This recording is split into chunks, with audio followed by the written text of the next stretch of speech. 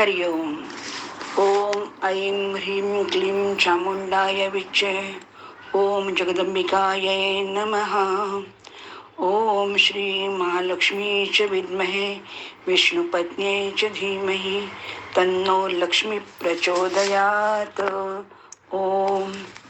आता आपण आज महालक्ष्मी आणि इतर अन्य देवता यांच्याविषयी आपण बोलणार आहोत. महालक्ष्मीचं प्राकट्य, त्याच्यानंतर महालक्ष्मीचं महत्त्व आणि महालक्ष्मी कोण आहे हे आपण प्रत्येक वेळा थोडं थोडं ऐकतो आहोत, वाचतो आहोत, बोलतो आहोत. तर त्याचबरोबर आता त्याचा जो अपरिहार्य भाग आहे तो फक्त आता आपण घेणार आहोत आणि पुढे जाणार आहोत. महालक्ष्मी कशी प्रकट झाली तर ते आपण पाहिलं होतं त्यावेळेला, तरी परत एकदा बघूया की पहिल्यांदा पूर्व काळामध्ये एकदा गोलोकामध्ये रासमंडळामध्ये राधा प्रकट झाली वामभागातून श्रीकृष्णाच्या, आणि मग त्या राधेतूनच अजून एक मूर्ती निर्माण झाली ती महालक्ष्मी आणि ती होती राधा. तर त्या महालक्ष्मीलाही वाटलं की हाच मला पती असावा, म्हणून श्रीकृष्ण परत दोन भागामध्ये प्रकट झाले आणि एक राधाचा पती झाला आणि एक लक्ष्मीचा पती झाला, असं आपण पाहिलं होतं. पण ही रासरासेश्वरी जी राधा आहे ती सर्वत्र कायम गोलोकामध्ये गोमंडळातच राहते, आणि ही जी महालक्ष्मी आहे विष्णुप्रिया म्हणून जी आहे तर ती वैकुंठामध्ये राहते आणि ती सर्वत्र पूजित आहे. आणि सर्वात्मा, सर्व कारणांचा कारण, सर्वेश्वर, आदिरूप, सर्वज्ञ, प्रतिपालक, नित्य स्वरूप, निर्गुण, निराकार, अनासक्त, सर्वसाक्षी, सर्वाधार, माया अवशिष्ट परमात्म्याची मूळ प्रकृती म्हणजेच ही महालक्ष्मी आहे. तर अशा प्रकारे आपण त्या महालक्ष्मीची सगळी चर्चा केलेली होती. महालक्ष्मीचं पहिलं पूजन भगवंताने श्रीकृष्णाने केलं, नंतर शिवलोकामध्ये शिवाने केलं, ब्रह्मदेवाने केलं, सूर्याने केलं, पुढे अनेक अनेक लोकांनी तिचं पूजन केलं आणि ती आपल्याकडे आपल्यापर्यंत आली. आता या महालक्ष्मीची पूजन अर्चन वगैरे सगळं आपण पाहिलं होतं. तर एकदा काय होतं की आपण त्याची कथाच बघूया इंद्राची, की लक्ष्मी कशी नष्ट होऊ शकते. तर त्याच्यावरती म्हणजे जी लक्ष्मी तुम्हाला आशीर्वाद देते तीच लक्ष्मी तुम्हाला कसे शाप देते, तर ते सुद्धा आपण एकदा बघूया. तर लक्ष्मीचं पहिलं वर्णन असं करूया. वैकुंठीचे महालक्ष्मी परिपूर्णतमा रमा शुद्ध सत्वस्वरूपाच सर्व सौभाग्य संयुता. तर अशा प्रकारे आपण पहिल्यांदा त्या लक्ष्मीचं वर्णन केलेलं आहे. आता एकदा काय होतं की दुर्वास ऋषी आणि इंद्र, तर एकदा दुर्वास ऋषी वैकुंठातून निघून शिवलोकातून असं त्यांचं अखंड भ्रमण चाललेलं असतं. तर एकदा अशी गंमत होते की दुर्वासा ऋषी म्हणजे दुर्वास ऋषी जे असतात ते वैकुंठामध्ये जातात आणि तिथे त्यांची पूजा अर्चा वगैरे होते. ते शिवलोकातून म्हणजे शिवलोकाकडे चाललेले असतात. तेव्हा इंद्र जो असतो तो आपल्या एका रंभेबरोबर, म्हणजे जी कोणी अप्सरा आहे तर तिच्यावर मधुपान करून वगैरे एकांतामध्ये विहार करत असतो. आणि तेवढ्यात त्याचं दुर्वासांकडे लक्ष जातं आणि कैलास पर्वताकडे जाणारे दुर्वासांना बघून त्याला खूप आनंद होतो आणि तो त्यांना नमस्कार वगैरे करतो. आणि त्यांना कारण ते ऋषी एवढे तेजपुंज आणि सगळे, त्याचे शिष्य पण तसेच असतात. आणि मग त्यांनी नमस्कार केला म्हणून दुर्वासा ऋषी त्याच्यावरती प्रसन्न होतात आणि इंद्राला आशीर्वाद देतात. आणि त्याचबरोबर विष्णूकडून आलेली पारिजातकाची जी माळ असते ती कडे त्याला देतात ते. पण इंद्र उन्मत्त झालेला असतो. तो पटकन काय करतो, तो थोडा खाली वाकल्याबरोबर ती जी माळ आहे ती त्याचा जो ऐरावत हत्ती आहे त्याच्या गळ्यामध्ये पडत येते. आणि त्याबरोबर गंमत काय होते बघा की पुष्पमाळेचं म्हणजे भगवंताच्या प्रसादाचं फुलाचं किती अनन्यसाधारण महत्व आहे. तर त्या ऐरावत हत्तीच्या गळ्यामध्ये ती माळ पडते. तर गंमत अशी होते की त्याबरोबर तो ऐरावत हत्ती असतो तो एकदम भगवान विष्णूसारखा दिसायला लागतो. आणि त्याचबरोबर तो लगेच इंद्राला सोडून जातो आणि तो गजराज घोर वनामध्ये निघून जातो. आणि इतका की इंद्र त्याच्या मागे मागे धावतो, पण इंद्राला तो काही सापडू शकत नाही. पण त्यावेळेला मुनी हे सगळं बघतात की ऐरावताच्या गळ्यामध्ये त्याने पुष्पहार म्हणजे ती पारिजातकाची माळ घातलेली आहे. त्याबरोबर ते खूप चिडतात, रागावतात, संतापतात, कारण ते प्रत्यक्ष भगवंताने दिलेला तो प्रसाद आहे पारिजातकाचा. आणि म्हणून ते त्याला सांगतात की तू एवढं काय आता काम केलेलं आहेस की ब्रह्महत्येचा पाप म्हणजे ब्रह्महत्या केल्यासारखं तू झालेला आहेस. तर त्याच्यामुळे तुला शाप हा मिळणारच. आणि तू आता एक लक्षात ठेव की तुम्ही सगळेजण आता लक्ष्मीहीन होऊन जाल आणि दरदर भटकाल तुम्ही. आणि अशा प्रकारे तो त्याचा शाप मिळाल्यानंतर मात्र इंद्र जागा होतो. आणि मग इंद्राच्या चूक लक्षात येतं आपल्या हातून काय चूक घडली. आणि मग तेव्हा इंद्र त्यांचं कबूल करतो की मी किती मदनमत्त झालेला होतो वगैरे. आणि तुमच्यासारखे लोक येतात आणि तेच आमच्यासारखे विषयानंद राजस आणि तामस जे आम्ही लपेटलेले असतो तर त्यांना तुम्हीच जागे करता. आणि तुम्ही जे केलं ते उत्तमच केलं. आणि अशा प्रकारे मात्र आता काय करावं त्याला काही प्रश्न पडतो. कारण आता जेव्हा तो स्वर ह्याच्यामध्ये जातो, इंद्रपुरीमध्ये जातो, तेव्हा बघतो तर सगळं म्हणजे शुष्क शुष्क झालं.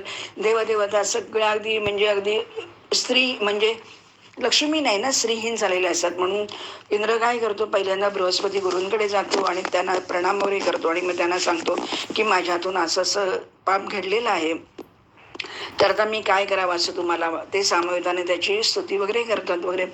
पण काय होतं की जो प्राणी ब्रह्मशाप, कर्माचे शुभाशीर्वाद आणि महालक्ष्मी आणि कर्मामुळे आलेली दरिद्रता आहे, तर ते तो पचवणं अतिशय मुश्किल आहे. आता तुझ्याकडून लक्ष्मी तर नक्कीच जाणार आणि लक्ष्मी आणि त्याबरोबर तुझा भगवंत सुद्धा तुझ्याकडून निघून जाणार आहे. त्याच्यामुळे तुला आता काय वाटेल त्या परिस्थितीमध्ये भगवंताला शरण गेलं पाहिजे. आणि म्हणून इंद्रदेव काय करतो, पहिल्यांदा ब्रह्माकडे जातो आणि ब्रह्मदेवाला सर्व सांगतो. आणि मग ब्रह्मदेव त्याला म्हणतात की तू अरे माझ्या वंशाचा तू माझा वंशज आहे आणि बुद्धिमान प्रपौत्र म्हणजे माझा तू नातू आहेस. आणि त्याशाच तू बृहस्पतीचा शिष्य पण आहे आणि सर्व देवतांचा स्वामी आहेस. विष्णू भक्त प्रजापती तुझा नाना म्हणजे आजोबा आहे आणि तिन्ही पुरुषांना पवित्र करणारं असं तुझं कुळ आहे. पण तू अहंकाराने हे काय करून बसलास की जी माता पतिव्रता पिताशुद्ध स्वरूप आणि ज्याचे आजोबा जितेंद्रिय आहेत असा असलेला तू का मद्र असा विद्रोह करून बसलास. आणि त्यामुळे काय होईल, सगळ्यांचा अंतरात्मा भगवान श्रीहरी प्रत्येकाच्या शरीरामध्ये विराजमान असतात. आणि मग ज्या क्षणी तो भगवान शरीरातून निघून जातात त्या क्षणी तो शवासारखा होऊन जातो. आणि म्हणून तू जर का भगवतीची जर का अपमान केलाय तर त्यामुळे आपोआपच तुला हे सगळं भोगावे लागणार आहेत. परंतु तुला आता काहीतरी इलाज केला पाहिजे. आणि म्हणून ते सर्वजण उठतात आणि ते शंकराकडे ब्रह्मदेव, शंकर आणि सर्व देवदेवता आणि इंद्र हे सगळेजण वैकुंठामध्ये नेहमीप्रमाणे जातात. आणि वैकुंठामध्ये गेल्यावर भगवान त्यांना शांत करतो. नुसती कृपादृष्टी टाकल्यावरती सगळ्यांना खूप आनंद होतो. आणि मग श्रीहरी विचारतो की काय झालंय वगैरे. तर त्याच्यावरती ते सगळेजण सांगतात की असं असं सगळं यांनी दुर्वासा ऋषींचा त्याला शाप मिळालेला इंद्राला आणि आता सगळेजण लक्ष्मीहीन झालेले आहेत. आणि म्हणून मग तो मग सांगतो की जिथे शंखध्वनी नाही, तुळशीची पूजा होत नाही, शिवाची पूजा होत नाही किंवा ब्राह्मणांचं भोजन आणि त्यांची पूजा होत नाही, तिथे लक्ष्मी राहत नाही. आणि म्हणून तुम्ही असं लक्ष्मीचा अपमान करू नका. तर तुम्हाला आता त्याच्यामध्ये एकच करता येईल की तुम्ही सर्वजण शापातून मुक्त व्हायचं असेल आणि लक्ष्मी तुम्हाला जर का हवी असेल तर पहिल्यांदा लक्ष्मीचं पूजन तुम्हाला केलं पाहिजे. आणि लक्ष्मीचं पूजन करून लक्ष्मी प्रसन्न होईल आणि मग त्याच्यानंतर तुम्हाला पूर्वीचं गेलेलं सगळं ऐश्वर परत मिळेल. आणि म्हणून भगवंत म्हणजे भगवंताने सांगितल्यावरून इंद्र तिची पूजा करतो, तिची स्तुती करतो. नमक कमल वासिन्ये नारायण्ये नमो नमः, कृष्णप्रियाये सततम महालक्ष्मी नमो नमः. तर तो खूप मोठं स्तोत्र पुढे येतो, तिची स्तुती वगैरे करतो. आणि मग नंतर मग भगवंत सांगतो की तुम्हाला काय करावं लागेल. तर तुम्ही पहिल्यांदा समुद्र मंथन करा. कारण ती समुद्राकडे निघून गेलेली आहे म्हणजे समुद्र कन्या होणार आहे ती आता. आणि मी तिथे असतोच, त्यामुळे तू समुद्र मंथन करा. कारण लक्ष्मीहीन तुम्ही झाल्यामुळे तुम्हाला सगळ्यात पहिलं काय करायला हवं तर लक्ष्मी पाहिजे. आणि म्हणून तुम्ही क्षीरसागरामध्ये जा आणि तिची स्तुती करा आणि मग लक्ष्मी प्रसन्न होईल. आणि मग लक्ष्मी प्रसन्न झाल्यानंतर सगळीकडे तुम्हाला आनंद, स्वर्गलक्ष्मी, धनलक्ष्मी, सर्व प्रकारची लक्ष्मी तुम्हाला प्राप्त होईल. आणि म्हणून तुम्ही काय करायचं आहे, ओम श्रीं ह्रीं क्लीं ऐं कमलवासिन्ये स्वाहा अशा प्रकाराचा तुम्ही मंत्रोच्चार करा आणि तुम्ही तिचं पूजन करा. आणि अशा प्रकारे ते पूजन केले. खूप मोठं स्तोत्र आहे त्याचं, तर ते आता घेऊया नको आपण. आणि मग तिथून मग त्याला सांगतात की तू एक काम कर की तुम्ही सगळेजण समुद्र मंथन करणं, त्याच्यातून ती लक्ष्मी प्रकट होईल. आणि अशा प्रकारे ती लक्ष्मी प्रकट होते. आणि मग ती सर्व ऋषी गण, सगळे देवगंधर्व, सगळे आसुर सगळे जण, पण ती लक्ष्मी जी आहे ती विष्णूला आपला पती मानते आणि त्याच्या गळ्यामध्ये हार घालते आणि त्याचे चरण म्हणजे दासी होते ती. अशा प्रकारे तिचं एक वर्णन आपण इथे केलेलं आहे महालक्ष्मीचं. आता आपण उरलेल्या ज्या देवता आहेत, म्हणजे एक एक एक एक ज्या देवता आहेत, मूळ प्रकृतीपासून निघालेल्या ज्या देवता आहेत, तर त्यांचं आपण आता आख्यान ऐकू. त्याच्यामध्ये हा जो आता आपण झालं सगळीकडे आता आनंदी आनंद झाला. लक्ष्मी आणि विष्णू आता सगळेजण क्षीरसागरामध्ये शयन करायला वैकुंठामध्ये. तर अशा प्रकारे महालक्ष्मीचं पूजन, अर्चन, आराधना आणि प्रसन्नता तिची प्राप्त करून घेतली. आता पुढे काय होतं की नारायणांना, म्हणजे नेहमीप्रमाणे नारद विचारतो नारायणांना की एवढी सगळी पुराणं वगैरे मी सगळी ऐकली, वाचली वगैरे, तर मला तुम्ही एक एक देवी कशी निर्माण झाली तर तुम्ही मला सांगू शकाल का? तर तेव्हा ते सांगतात की मूळ प्रकृती भगवती आहे, तिची जर का तू आराधना केलीस तर तिचं फलस्वरूप सर्वशक्ती स्वरूपिणी स्वाहादेवी भगवती मूळ प्रकृतीची कलावंशातून प्रकट होते. आता प्रजापतीने पहिल्यांदा काय केलं तर त्यांनी सांगितलं की तुम्ही असं करा की तुम्ही यज्ञ करा. आणि यज्ञ केल्यानंतर, कारण सर्व देवतांना यज्ञ केल्याशिवाय हविर्द्रव्य मिळणार नाही, आणि जोपर्यंत हविर्द्रव्य मिळत नाही तोपर्यंत देवतांचं काही जगणं मुश्किल आहे. आणि म्हणून तुम्ही यज्ञ करण्यासाठी काय करायला पाहिजे तर पहिल्यांदा अग्निदेवाला तृप्त करून घ्यायला पाहिजे. पण अग्नीकडे दाहक शक्ती नसल्यामुळे त्या शक्तीला तुम्ही पहिल्यांदा शरणायचा. आणि म्हणून प्रजापती काय करतो, प्रजापतीला सांगतात की अग्नीची मूळ जी शक्ती दाहक शक्ती आहे, तर तुम्ही आहुती द्या, त्याबरोबर तो अग्निदेव म्हणजे प्रसन्न होईल. पण त्याला जी शक्ती लागणार आहे तर ती म्हणजे स्वाहा आहे. आणि म्हणून आपण बघा यज्ञामध्ये म्हणतो स्वाहा स्वाहा, आणि स्वाहा म्हणत असताना बरोबर स्वाहाच्या वेळेला ते म्हणजे हातामध्ये तिळ दाणे काय तुमच्या असेल अक्षत वगैरे, तर ते आपण समर्पण करतो, त्याच्या समिधा समर्पण करतो. तर आता त्यांनी सांगितलं की ही जी स्वाहा म्हणून जी आहे ती आता अग्नीची पत्नी होईल. पहिल्यांदा ही जी स्वाहा असते तर ती अनेक वर्ष तप करते. तिला श्रीकृष्णच म्हणजे हवा असतो पतिरूपामध्ये. तर तेव्हा तो श्रीकृष्ण तिच्यावरती प्रसन्न होतो आणि तिला सांगतो की तू खरं आहे की तू माझी भार्या होशीलच, पण ते कधी? तर सगळ्या लक्षात घ्या आपण कोण कोण कोण कोण या देवता कशा झाल्या त्या. तर भगवान तिला सांगतात की तू आत्ता असं कर की आत्ता तू अग्नीची पत्नी हो, पण वराहकल्प जेव्हा होईल तेव्हा तू माझी पत्नी होशील. तेव्हा काय होईल, नग्नजिताची जी पुत्री आहे, नग्नजिताच्या पुत्रीच्या रूपामध्ये तू नागनजिती म्हणून विख्यात होशील आणि त्यावेळेला ती तू माझी पत्नी होशील. पण आत्ता या क्षणी तू दाहिका स्वरूपामध्ये तू अग्निदेवाची पत्नी हो. आणि मी तुला खूप आशीर्वाद देतो की तुझ्या विना यज्ञ कार्य होणार नाही. आणि देवी स्वाहा आणि मग अग्नी यांचं मिलन होतं आणि मंत्रोपचारपूर्वक त्यांचं पाणीग्रहण केलं जातं आणि ते बरेच वर्ष रममाण होतात. आणि मग देवी स्वाहा कडून, अग्निदेवाकडून तिला गर्भ राहतो. ते दिव्य 12 वर्ष तिने धारण केलेला असतो. आणि देवी स्वाहाला नंतर क्रमशः दक्षिणाग्नी, गर्भपत्याग्नी आणि अहवनीय अग्नी असे पुत्र होतात.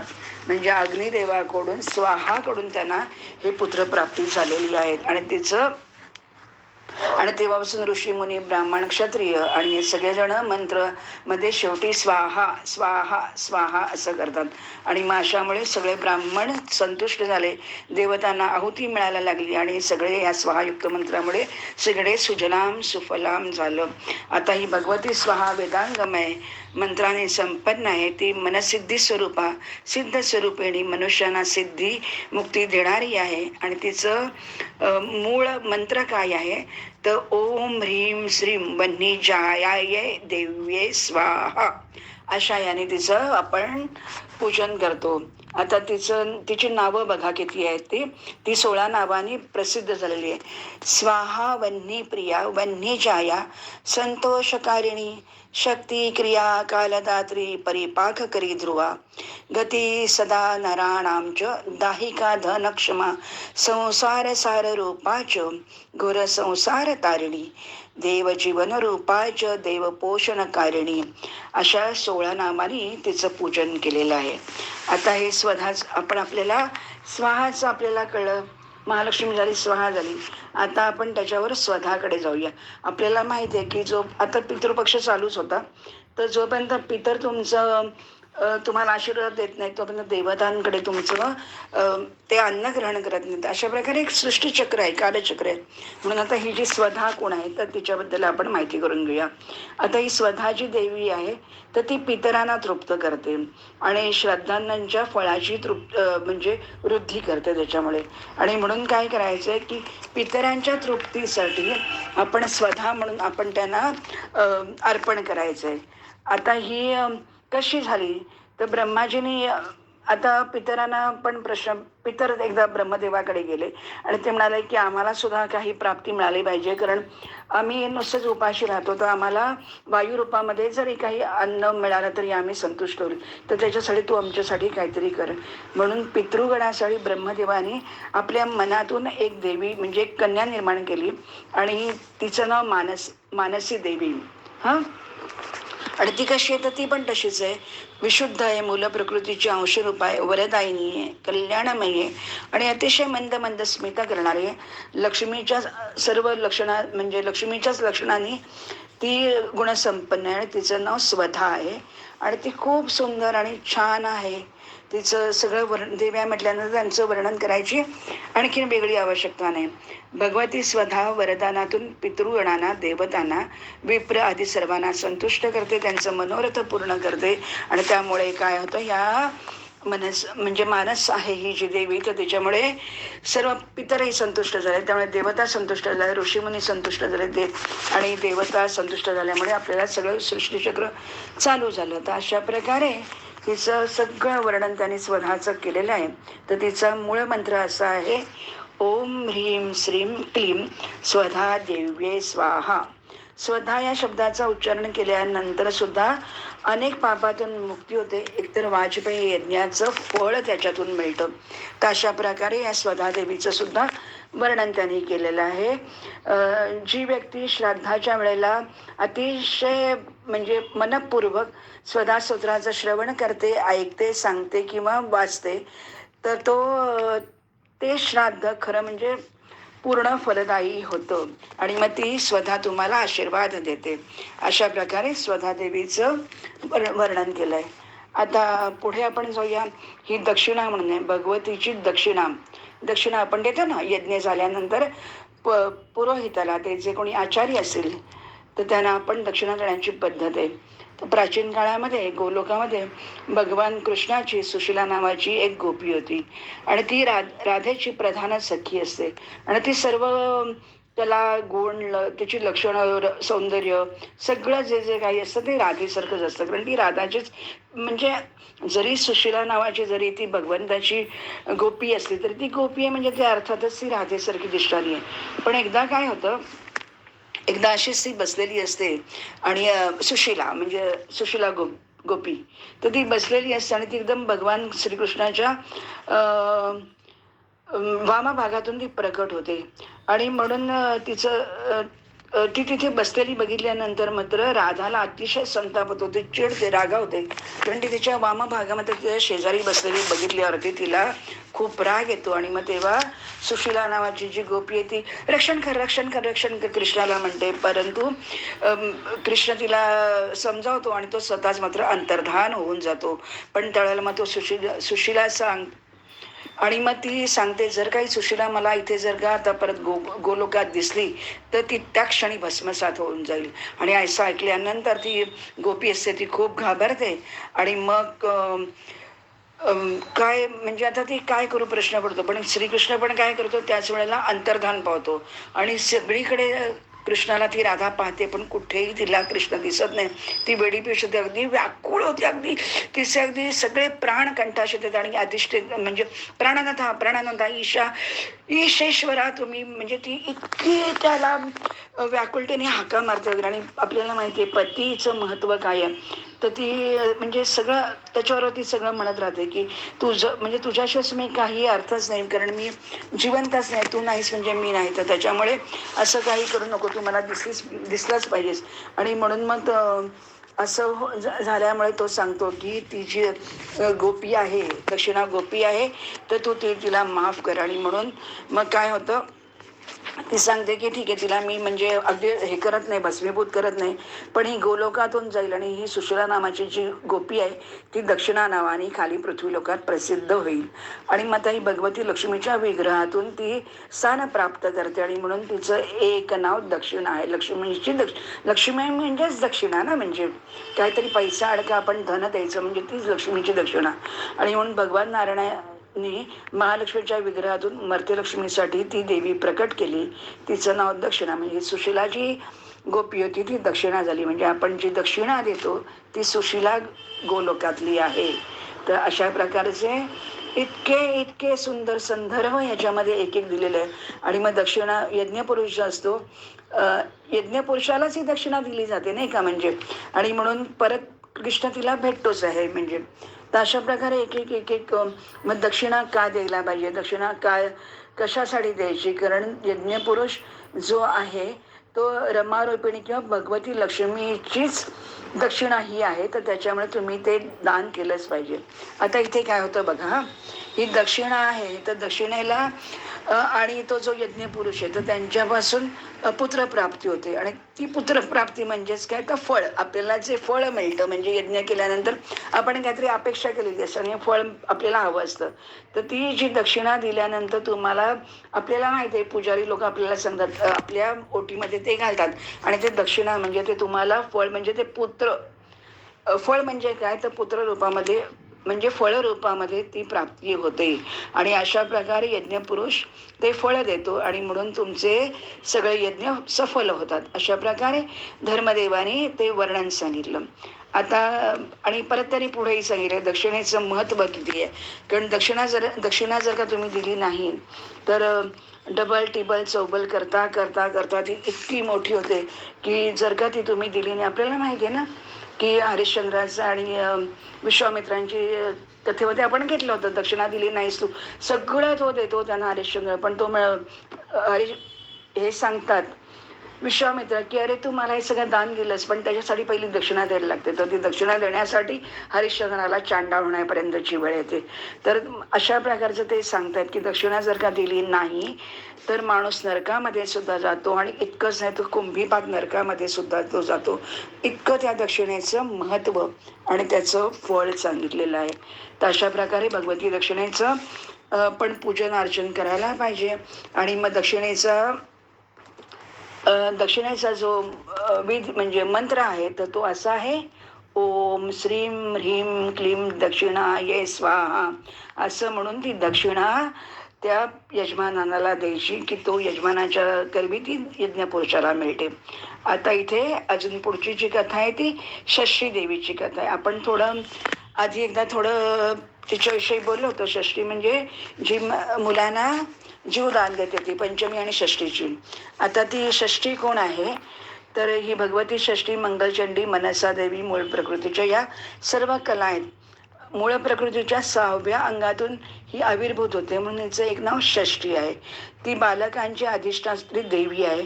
ती विष्णू माया आहे, बालदा आहे, आणि मातृकांमध्ये देवसेना नावाने ती प्रसिद्ध आहे. ही जी भगवती षष्ठी आहे ती स्वामी कार्तिकेयाची पत्नी आहे, हे पण सगळं सांगून झालं होतं. आणि ती मुलांचं भरण पोषण करते. ती सिद्धयोगिनी देवी आहे, आणि ती योग सामर्थ्याने आपल्या म्हणजे आपली जी बाळं असतात तर त्यांना ती त्यांचं पालन पोषण करते. स्वयंभू मनूचा पुत्र प्रियव्रत नावाचा एक राजा होऊन गेला, आणि त्याला पुत्र वगैरे काही नव्हता. आणि मग त्याला पुत्र झाल्यानंतर तो पुत्र त्याचा गतप्राण होतो. तर त्यावेळेला तो अ, विधी करण्यासाठी तिथे जातो आणि त्याला खूप रडू वगैरे येतं, तेव्हा ही साक्षात देवी तिथे प्रकट होते. आणि मग तो म्हणतो, ती म्हणते, "तू कशाला रडतोस?" वगैरे. तर तो म्हणतो, की "माझा मुलगा गेला आणि तुला रडायला म्हणजे तुला काय वाटतं मी का रडतो?" वगैरे असं. तर ती म्हणते, की "ठीक आहे, काही हरकत नाही" वगैरे. त्याची वेळ झाल्यावरती तो निघून गेला, त्याचं कर्म संपलं. तर तेव्हा ती जी देवसेना आहे, तर ती त्याला सांगते, की "मी ब्रह्माची मानसी कन्या आहे, सर्वांवर शासन करते, म्हणून माझं एक नाव देवसेना आहे आणि विधात्याच्या मनापासून निर्माण झाल्यामुळे कार्तिकेयाला मला त्यांनी दिलेली आहे, अर्पण केलेली आहे. आणि स्वामी कार्तिकेयाची मी पतिव्रता आहे. पराप्रकृतीच्या षष्ठांश भागातून झाल्यामुळे माझं एक नाव षष्ठी झालेलं आहे. आणि ही जी षष्ठी देवी आहे, ती स्वयंभू मनूचा पुत्र आणि तिन्ही लोकांचा जो राजा आहे, तिकडे सगळीकडे माझी पूजा केली जाते." आणि मग अशा प्रकारे ती षष्ठी देवी काय करते, त्या राजाला, तो राजाचा जो पुत्र गेलेला असतो, तर त्या पुत्राला हातामध्ये घेते आणि आपल्या सामर्थ्याने त्याला ती जिवंत करते. तो अतिशय त्याला आनंद होतो त्या राजाला आणि तो तिची त्या देवसेनेची पूजा करतो आणि षोडशोपचारे तिची पूजा करायची आहे. आणि मग तिचा मंत्र आहे, ओम ह्रीं षष्ठी देव्ये स्वाहा. आणि हा जो अष्टाक्षर महामंत्र आहे आणि तो शक्तिदायी आहे आणि तो विधीपूर्वक केल्यामुळे देवी प्रसन्न होते आणि आपल्या बाळाचं रक्षण करते. अशा प्रकारे अ, हिचा म्हणजे षष्ठी देवीचा आपण मंत्र बघितला. आता आपण पुढची देवी बघूया, मनसा देवी म्हणून जी आहे. त्या मनसा देवीला सगळ्यात पहिल्यांदा मंगलचंडी नावाचा जो राजा होता, त्याने पहिल्यांदा तिचं पूजन केलं. मनुवंशामध्ये मंगल नावक एक राजा झाला आणि तो 7 द्वीपांचा राजा होता, म्हणजे पृथ्वीपतीच होता. आणि ही जी मंगलचंडिका आहे, ती प्रत्यक्ष मूर्तीभेदामुळे फक्त मूळ प्रकृतीची भगवती देवी दुर्गाचाच तो साक्षात अवतार आहे आणि ती दुर्गा देवीतूनच प्रकट झालेली आहे. अशा प्रकारे तिचं वर्णन केलेलं आहे. आणि ही जी भगवती आहे, ती त्रिपुरासुराचा घोरवध करण्यासाठी जेव्हा शिवशंकर संकटात पडले, तेव्हा प्रत्यक्ष देवी हिच्या मंगलचंडीच्या रूपामध्ये मंगलदेवी म्हणून प्रकट झाली आणि तिची म्हणजे तो दुर्गम मारला गेला आणि म्हणून हिचं एक नाव मंगलचंडी असंही पडलेलं आहे. आणि ती युद्धामध्ये शक्ती आहे आणि सर्वांना सहाय्यता करते आणि म्हणून तिचं नाव मंगलचंडी असं पडलेलं आहे. तिच्या नावाचा मंत्र असा आहे, ओम ह्रीं श्रीं क्लीं सर्वपूज्ये देवी मंगलचंडिके हुम हुम फट स्वाहा. आणि ही कशी दिसते तर 16 वर्षाच्या षोडशी अशी सुरेख सुंदर अशी ती आहे आणि ती सगळ्यांच्या प्राणाहून प्रिय आणि तिचं तुम्ही स्तवन कीर्तन करायचं आहे. आणि मग ती प्रत्यक्ष शिव तिची पूजा करतो, तिची स्तुती गाणं करतो आणि तिला म्हणतो, तू जगताची माता आहेस, विपत्ती राशीचा नाश करणारी आहे, हर्ष आणि मंगल उत्पन्न करणारी आहेस, तू सर्वांना मंगल आणि हर्ष देण्यात प्रवीण आहेस आणि तू कल्याणकारिणी त्याच्यानंतर मंगलरूपिणी अशी तू सर्व देवता आहेस. तुझे मंगळवारी पूजन होतं, त्याच्याबरोबर मंगळ ग्रहाची तू अभिष्ट देवी आहे. मनुवंशामध्ये उत्पन्न झाले राजा मंगल, त्याची तू पूजन म्हणजे तू पूज्य आहेस त्याच्यासाठी आणि तू मंगलची अधिष्ठात्री देवी आहे, सर्व मंगलांचा मंगल करणारी तू मंगला देवी आहे. अशा प्रकारे शिव तिचं स्तवन करतो. आणि त्याचबरोबर भगवान शिवानी तिचं पूजन केल्यानंतर मंगळग्रहाने तिची पूजा केली. तिसरी पूजा त्या राजा मंगलने केली. चौथी पूजा मंगळवारच्या दिवशी भद्र महिलांनी तिची पूजा केली. अशा प्रकारे 5व्या वेळेला तिची सर्व पुरुष म्हणजे सर्व ज्यांना ज्यांना इच्छा आहे, कामना आहे, वासना आहे किंवा ज्यांना काही हवं आहे, त्यांनी सर्वांनी मंगलचंडीची पूजा करायची आहे. तर आता पुढे ती सांगते कशी आहे मी ते. तर ही मंगलचंडिकाचं वर्णन केल्यानंतर आपण आता पुढे जाऊया. ही जी अजून पुढची जी मनसात जी देवी आहे, ती कश्यपांची मानसकन्या आहे आणि किंवा मनातून निर्माण म्हणजे म्हणजे मानसकन्या म्हणजे मनाने त्यांनी निर्माण केली म्हणून तिचं नाव मनसा देवी या नावाने ती विख्यात झाली. ती परमात्म्याचं ध्यान करायची आणि म्हणून तिचं नाव मनसा झालं. आत्मामध्ये रममाण झालेली सिद्धियोगिनी वैष्णवी देवी 3 युगापर्यंत तिने परमात्म्या श्रीकृष्णाचं ध्यान करून त्याला प्राप्त करून घेतलं. तेव्हा श्रीकृष्णाने तिला सांगितलं, तिचं ते सगळं हे बघून ती इतकी जराजर झाली, तिचं वस्त्र जराजर झालं, ती अतिशय कृश झाली होती. अक्षरशः तिची हाडं आणि फासळ्याच्या फासळ्या दिसत होते. म्हणून श्रीकृष्णाने त्या जीर्ण वस्त्र आणि तिचा जीर्ण देहाकडे बघून तिचं नाव जरत्कारू असं ठेवलं. आता ही जी जरत्कारू आहे तर तिची सुद्धा प्रत्यक्ष पूजा केलेली आहे. आणि मग ब्रह्मलोकामध्ये, स्वर्गामध्ये, पृथ्वीमध्ये, नागलोकामध्ये सगळीकडे ती संपूजित झाली. आणि म्हणून गौरवर्णा मनोहारिणी आहे ती. तिचं एक नाव जगद्गौरी आहे. शिवानी पूजा शिवाची ती शिष्य आहे म्हणून ती शैवी आहे. विष्णूची परमभक्त आहे म्हणून ती वैष्णवी आहे. परीक्षित राजा जो आपण जन्मेजयाचं सर्पसत्र किंवा परीक्षित पुत्र जन्मेजय आणि राजा परीक्षित म्हणजे भागवताचा जो नायक, तर त्यांच्यासाठी ही जी ते नागांची तक्षक चावून मरणार असतो ना परीक्षित म्हणजे, तर तो जो तक्षक आहे तर त्याला सुद्धा ती वाचवते म्हणून नागांची प्राणरक्षा आहे ती. म्हणून तिचं एक नाव नागेश्वरी आहे, नाग भगिनी आहे, विषहरी आहे, सिद्धयोगिनी आहे, महाज्ञानयुता असं तिचं एक नाव आहे. आणि ती मुनीश्वर आस्तिकांची माता आहे आणि म्हणून तिचं एक नाव आस्तिक माता आहे. आणि ती जरत्कारू मुनी आहे त्यांची पत्नी आहे म्हणून तिचं एक नाव जरत्कारू प्रिया पण आहे. आता ही जरत्कारू, जगद्गौरी, मनसा, सिद्धयोगिनी, वैष्णवी, भगिनी, शैवी, नागेश्वरी, जरत्कारू प्रिया, आस्तिक माता, विषहारा आणि महाज्ञानयुता अशा प्रकारे इतक्या नावाने विश्वामध्ये तिचं पूजन केलं जातं. आणि हिचा मंत्र काय आहे? ओम ह्रीं श्रीं क्लीं ऐं मनसा देव्ये स्वाहा. आणि हिचं कधी कधी पूजन करायचंय? संक्रांतीच्या दिवशी करायचंय. त्याचबरोबर गुप्त स्थानामध्ये जायचं आणि तिची पूजन अर्चन करायचं आणि मनसा देवीला आव्हान करायचं. पंचमी तिथीला तिचं मनपूर्वक ध्यान करायचं. आणि अशा प्रकारे ती मनसा देवी सर्वांना तृप्त करते, शांती देते. कारण कश्यप मुनीचं आहेत ते ब्रह्माजींबरोबर कश्यप मुनींनी मंत्राची रचना केली. तर मंत्रांची जी अधिष्ठात्री देवी भगवती ती म्हणजेच मनसा देवी, तिचं सृजन झालेलं आहे म्हणून ती त्यांची पुत्री आहे. आशुतोष भगवानाने मनसा देवीचं महाज्ञान केलं. सामवेद तिला म्हणजे मनसा देवीला प्रत्यक्ष भगवंत शिवानी शिकवलेलं आहे. तिला सामवेद म्हणजे शिकवलेलं आहे. श्रीकृष्णाने तिचं अष्टाक्षर मंत्राने तिला उपदेश दिला आहे. ती लक्ष्मीबीज, महाबीज, कामबीजाची अशी ती जी देवी आहे तिचा मंत्र फार सुरेख आहे. श्रीं ह्रीं क्लीं कृष्णाय नमः.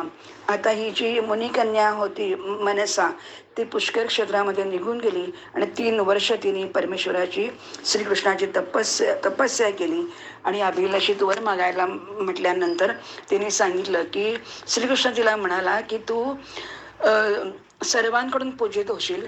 कश्यप, देवता, मुनी, मनु, नाग, मानव सर्वांकडून तुझी पूजा केली जातील. आणि तू जरत्कारू म्हणून जो आहे मुनी तर त्याच्याशी तू लग्न कर. आणि म्हणून मग जरत्कारू मुनीशी हिचं लग्न. जरत्कारूचा हा निर्णय असो की मला जर का त्याला वैराग्यच हवं असतं त्या मुलींना, पण ते सांगतात की मला जर का कोणी, कारण या आस्तिकाचं वगैरे सगळे पुढे जे आहे वर्णन ते सांगते.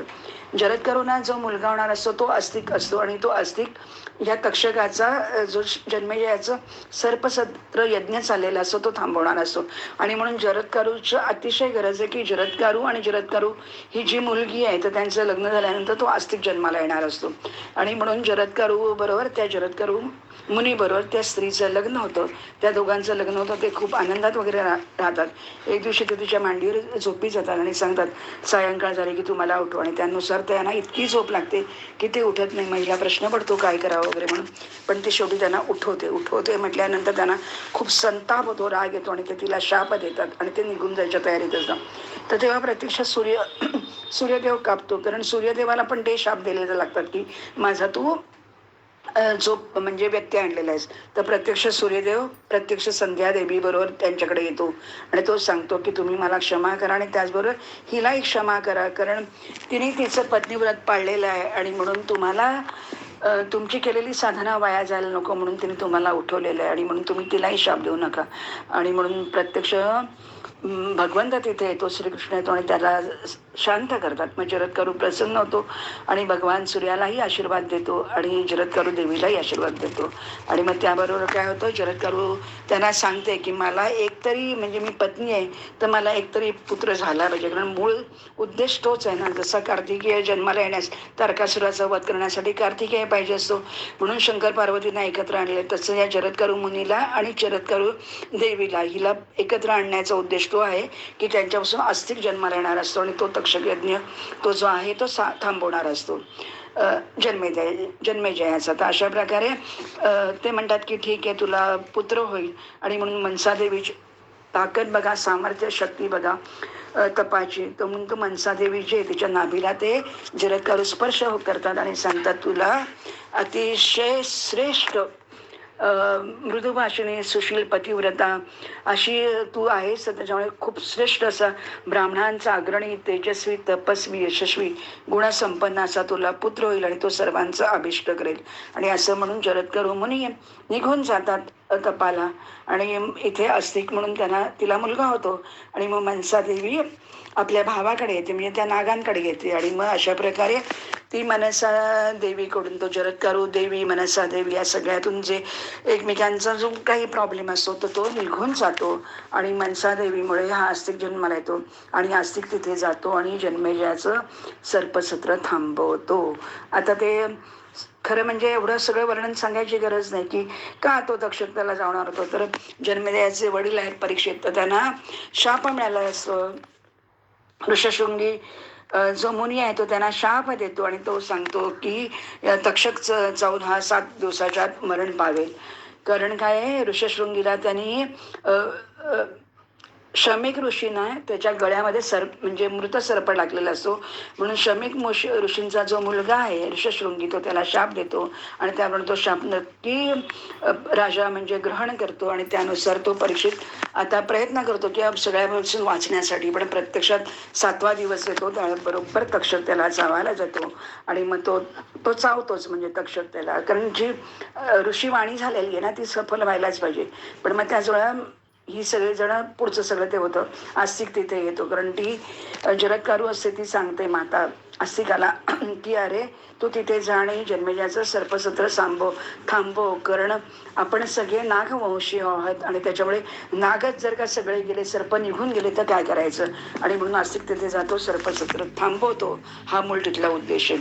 तर मनसा देवीचा मंत्र आहे ओम ह्रीं श्री मनसा देव्ये स्वाहा. तर अशा प्रकारे या मनसा देवीचं गुणगान गायचं आहे. आता पुढे सुरभी देवी आणि मग पुढची जी म्हणजे देवता आहे ती सुरभी देवी, म्हणजे ती गाय आहे. आणि या मनसा देवीला तिने प्रत्यक्ष या सुरभी देवीने गोलोकातून मनसा देवीवरती दुधाचा अभिषेक केलेला आहे. तर त्याचं पण आता वर्णन आपण ऐकूया. ज्या मनसा देवीला सुरभी गायीने अभिषेक केला तिच्याविषयी आपण आता जाणून घेऊया.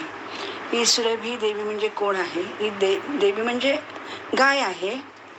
एकदा काय होतं, सर्व गोपींच्या मध्ये राधाकृष्ण नृत्य करत असतात आणि ते फिरता म्हणजे नृत्य आणि फिरणं असं त्यांचा विहार चाललेला असतो. आणि एकदम श्रीकृष्णांना असं दुग्धपान करायची इच्छा होते. आणि म्हणून काय होतं, त्यांच्या वामभागातून लीलापूर्वक म्हणजे सवत्स धेनू म्हणजे गाय प्रकट होते. तिचं नाव सुरभी. ती आपल्या बाळाबरोबर म्हणजे त्या बछड्याबरोबर येते आणि त्या गाईचं नाव सुरभी आणि त्या बछड्याचं नाव आहे मनोरथ. आणि त्या ती जी श्रीदामांनी त्यावेळेला एक पवित्र असं भांडं आणलं त्याच्यासाठी आणि ते सर्व दूध त्यांनी म्हणजे ह्याच्यामध्ये भरलं त्या पात्रामध्ये. आणि हे जे दूध आहे ते जन्म मृत्यू जरा व्याधी सगळ्यांपासून अमृत आहे. तर अशा प्रकारे ते सुरभी देवीचं दूध त्यांनी भरलं त्याच्यामध्ये आणि तो श्रीकृष्णाला प्यायला दिलं. श्रीकृष्णाने पिता ही सगळ्या लीला आहेत ना या. ते पात्र पटकन जमिनीवर पडलं आणि ते सर्वत्र दूध सांडून म्हणजे व्हायला लागलं. आणि त्याच्यातून काय झालं, 100 योजन दूर एवढा मोठा असा विशाल दुधाचा सरोवर झाला आणि तो गोलोकामध्ये क्षीर सरोवर नावाने प्रसिद्ध झाला. आता सर्व सरोवरमध्ये गोपिका आणि गोप जेवढे काही होते, जे राधाच्या आसपास होते, ते सगळेजण तिथे एक असा घाट तयार झाला, म्हणजे तलाव तयार झाला आणि त्याच्यातून म्हणजे कोणीही कितीही दूध पेलं तरी संपणार नाही असं व्हावं म्हणून श्रीकृष्णाच्या इच्छेने त्याच्यातून लाखो करोडो कामधेनू गायी प्रकट झाल्या. आणि मग काय झालं, जेवढ्या गोपिका वगैरे होत्या तर तेवढ्या त्यांनी सुरभीच्या रोमकुपातून तेवढ्या असंख्य गायी निर्माण झाल्या. म्हणजे ही केवढी मोठी लीला आहे की तेव्हापासून कुठेही दुधाची कमतरता झाली नाही. आणि ह्याचं महत्त्व काय आहे तर पूर्वकाळामध्ये भगवान श्रीकृष्णाने देवी सुरभीचं पूजा केली होती आणि ते 3 लोकांकडून ते पूजित झालं. आणि आता येईल दीपावली, आपल्याकडे येईल आता दिवाळीच्या दुसऱ्या दिवशी भगवान श्रीकृष्णाच्या आज्ञेने देवी सुरभी सर्वत्र पूजित केली जाते. म्हणजे आपण म्हणतो ना गोवत्स धेनू वसुबारस असं जे आपण आदल्या दिवशी करतो, तर ते हे आहे. आणि तिचं स्तोत्र आणि मंत्र काय आहे तर ओम सुरभ्यै नमः. आणि हा मंत्र लक्ष्मी स्वरूप परम राधाची सहचारी गोपिकांच्या अधिष्ठात्री देवी आदिस्वरूपिणी आणि गायींची माता अशा प्रकारे तिचं पूजन केलं पाहिजे आणि तिला नेहमी मान दिला पाहिजे. कारण ती सर्वांना दूध म्हणजे अमृत आहे ना ते, तर ते अमृत देण्याचा भगवंतानी अशा प्रकारे केलं आहे. आणि ती ही सनातनी जी देवी होती ती प्रत्यक्ष ब्रह्मलोकातून प्रकट झाली. नंतर मग ती गोलोकामध्ये तिथून निघून गेली आणि अशा प्रकारे त्याच्यातून तूप सुरू झालं, म्हणजे दुधापासून तूप सुरू झालं. आणि हे तूप यज्ञासाठी वापरलं जातं आणि यज्ञ देवता त्याच्यातून संतुष्ट होतात. म्हणजे एक भगवंताच्या करणीमध्ये किती किती किती कामं, म्हणजे काय काय भगवंत आपल्यासाठी करतो हे सांगणं आणि म्हणजे विचार करणं त्याच्या पलीकडचं आहे सगळं. आता आपण शेवटचा जो अध्याय 50वा ह्याच्यातला, तर त्याच्याबद्दल आपण थोडक्यात बोलूया. आता हे सगळे त्यांनी सांगितलं की तू अंश रूप काय ते नारायण ऋषी नारदांना सांगतात. तर त्याच्यात आता ते शेवटी सांगतात की जगताच्या उत्पत्तीच्या वेळेला मूळ प्रकृती स्वरूपिणी जी भगवती होती तिने बुद्धीच्या अधिष्ठात्री देवीच्या रूपामध्ये ती प्रकट झाली. त्यातल्या एकीचं नाव राधा आणि दुसरीचं नाव श्री दुर्गा. तर अशा प्रकारे या विराट आणि चराचर सहित संपूर्ण जगत या शक्तींमुळेच, त्या शक्तींच्या अधीन आहे, त्याच्याशिवाय काही होऊ शकत नाही. कारण शक्ती नसेल तर सर्व शव होऊन जातं आणि म्हणून शक्तींची कृपा ही झालीच पाहिजे. आणि एकदा का शक्तीची कृपा झाली तर मोक्ष अगदी लोळे पायात. आता राधिका मंत्राचा जप असा आहे, श्री राधे स्वाहा, ह्रीं श्री राधायै स्वाहा. आणि भगवान श्रीकृष्णाने गोलोकामध्ये प्रथम राधेचा हा उपदेश करून तिचा मंत्र आणि तिची पूजा केली. त्याच्यानंतर सर्व वैष्णवांनी केला, ब्रह्मदेवाने केला. अशा प्रकारे राधेचं पूजन होऊ लागलं. आणि ही राधा कशी आहे तर राधा ही नारायण म्हणजे मंत्रांचं, आता या राधेतला मंत्र आणि त्याचा अर्थ बघा. या मंत्रांचा ऋषी आहे नारायण, प्रत्यक्ष स्वतः मी, जे नारायण स्वतः बोलतायत ना. नंतर राधा मंत्राची देवी गायत्री छंद आहे आणि राधिका स्वतः प्रत्यक्ष देवता आहे. प्रणव बीज आहे आणि देवी भुवनेश्वरी ही शक्ती आहे. म्हणजे आपण म्हणतो ना शक्ती काय, बीज काय, देवता कोण, अनुष्ठुप छंद वगैरे असं आपण म्हणतो ना. तर ते त्यांनी इथे राधेच्या एका जपामध्ये काय काय ते त्यांनी सांगितलं. त्याच्यानंतर ती किती सुंदर आहे वगैरे. मग ते रसेश्वरी आहे, ती तरुण आहे, सुंदर, म्हणजे ती कायम उत्फुल्ल असते आणि ती श्रीकृष्णाची आराध्य देवता आहे. म्हणजे श्रीकृष्णाच्या म्हणजे प्राणच आहे ते श्रीकृष्णाचं. आणि तिची 1000 नावांनी स्तुती केली. तिला 1000 नावं आहेत श्री राधेचं. जर का कधी आपल्याला राधिका सहस्रनाम मिळालं तर जरूर वाचा, खूप छान आहे ते. त्याच्यानंतर राधिकेची पूजा विष्णुतुल्य मानली जाते आणि गोलोकामध्ये तिचा अखंड वास असतो. कार्तिका पौर्णिमेला भगवती राधाचा जन्मोत्सव केला जातो आणि जी राधा आहे ती गोलोकामध्ये अखंड वास करते. पण ती काही कारणामुळे वृंदावनामध्ये ऋषभानूच्या पुत्रीच्या रूपामध्ये जन्माला आली. तर अशा प्रकारे राधेचं मूल प्रकृती आहे, करुणा सिंधू आहे, सगळं तिचं वर्णन केलेलं आहे.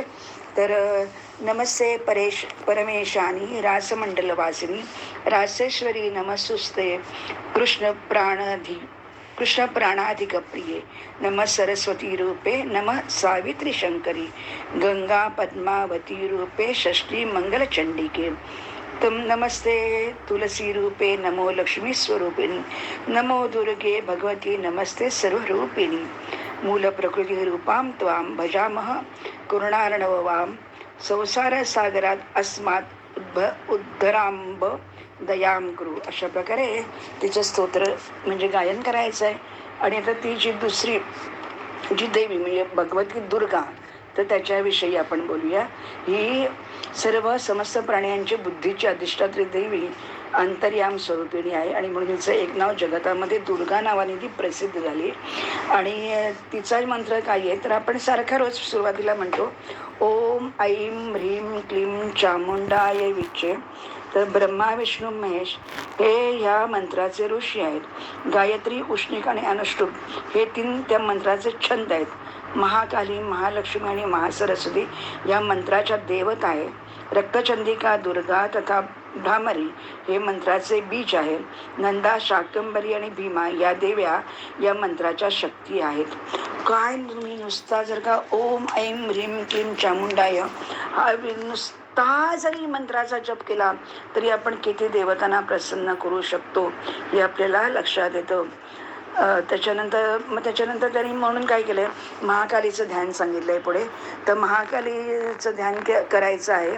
मग तिने काय म्हणजे अस्त्रशस्त्र घेतलेली आहेत तर त्याच्याबद्दल त्यांचं वर्णन आहे. हातामध्ये खड्ग चक्र गदा बाण धनुष हे सगळं तिने घेतले. ती अतिशय निलांजन समान कांती म्हणजे तिचं निळं वर्ण आहे. ती नेत्रवाली आहे. तर तिला 10 मुख आहेत आणि ही भगवती काली आहे. आणि या कालीने काय केलंय मधुकैटभांचा नाश केला. दुसरी देवी आहे महालक्ष्मी. महाकाली महालक्ष्मी आणि महासरस्वती. दुसरी महालक्ष्मी ती सर्व देवतांच्या तेजातून निर्माण झालेली आहे आणि तिने शंखचक्र गदा पद्म सुदर्शन चक्र धारण केलेलं आहे. ती मायाबीज स्वरूपिणी आहे आणि तिने महिषासुराचा नाश केलेला आहे. आता महासरस्वती आहे तर ती पण शुभ्र वस्त्र धारणी आहे. घंटा शूल हल प्रत्येकाने साधारणपणे ही सगळी अस्त्रशस्त्र घेतलेली आहेत आणि ती सच्चिदानंद विग्रहाने संपन्न आहे आणि ती वाणी बीज स्वरूपिणी आहे आणि तिने शुंभ निशुंभांचा नाश केलेला आहे. अशा प्रकारे ह्या ज्या 3 देवता होत्या त्या म्हणजे मूळ प्रकृतीपासून निर्माण झाल्या. अशा प्रकारे आपण त्यांचं वर्णन केलं होतं आणि त्याच वेळेला त्यांच्या सर्व देवतांची आपण नावं त्याही वेळेला घेतली होती की ज्या 24 देवता आहेत त्याच्यामध्ये विष्णुमय आहे, चेतना, बुद्धी, निद्रा, शुद्धा, शांती. आपण त्यांचा तो श्लोकच पाहूया. दुर्गां भीमां भ्रामरी च ततो वसुदलेषु च ब्राह्मी माहेश्वरीं चैव कौमारीं वैष्णवीं तथा वाराहीं नरसिंही च ऐन्द्री चामुण्डकां तथा पूजयेच्च ततः पश्चात् तत्त्वपत्रेषु पूर्वतः विष्णुमायां चेतनां च बुद्धिं निद्रां शुद्धां तथा छायां शक्तिं परां तृष्णां शांतिं जातिं च लज्जया शांतिं श्रद्धां कीर्तिलक्ष्मौ धृतिं वृत्तिं श्रुतिं स्मृतिं दयां तुष्टिं ततः पुष्टिं मातृभ्रांती इतिं क्रमात. अशा प्रकारे हा संपूर्ण तिचं वर्णन केलेलं आहे. तर या देवता सर्व जेवढे म्हणून देव आहेत ते सगळ्या देवतांच्या भार्या त्यांच्या शक्ती म्हणून निर्माण केल्या ह्या मूळ प्रकृती मी केलेले आहेत. आणि म्हणून अशा प्रकारे आपण तिचं ध्यान, तिचं रहस्य, तिचा मंत्र, तिच्या 5 मुख्य देवता या सगळ्या प्रत्यक्ष नारायण ऋषींनी नारदांना सांगितल्या आणि त्या नारदांनी पुढे व्यासमुनींना सांगितलं, व्यासांनी जन्मेजयाला सांगितलं. अशा प्रकारे हे संपूर्ण देवी आख्यान इतकं पावन करणार आहे. तर नवरात्र आता आलेलीच आहे. तर नवरात्रीमध्ये भगवती दुर्गाच्या समोर जर का तुम्ही हा पाठ केलात तर भगवती प्रत्यक्ष तुम्हाला दर्शन म्हणजे दर्शन हा शब्द अशासाठी असतो की तुमची जशी तुमची कामना भावना आणि तुमची तद्रुपता असेल त्यानुसार ती तुम्हाला दर्शन तरी देईल किंवा ती तुम्हाला प्रत्यक्ष काहीतरी प्रचिती तरी देईल. आणि म्हणून अशा प्रकारे हा जो 9वा स्कंद आहे तो पूर्ण श्रीमद देवी भागवताचा प्राण आहे. आणि म्हणून याचं कायम रोज जरी नवरात्रामध्ये तुम्ही एकेका स्कंधाचा जरी अभ्यास केला, वाचन केलं या अध्यायाचं, तरी दुर्गादेवी प्रसन्न होईल. आणि अशा प्रकारे हा खूप मोठा महत्त्वाचा आणि अत्यंत पूजनीय भाग माझ्याकडून योगायोगाने भगवंतीच्या कृपेने नवरात्राच्या सुरुवातीला पूर्ण झाला आहे, तो मी तुम्हा सर्वांना समर्पित करते आहे. हरिओम तत्सत. ओम श्री जगदंबिकायै नमः. ओम श्री राधाय स्वाहा. ओम श्री महालक्ष्मीभ्यो नमः. ओम श्री कालिकाभ्यो नमः. ओम श्री सरस्वतीभ्यो नमः. ओम श्री दुर्गायै नमः.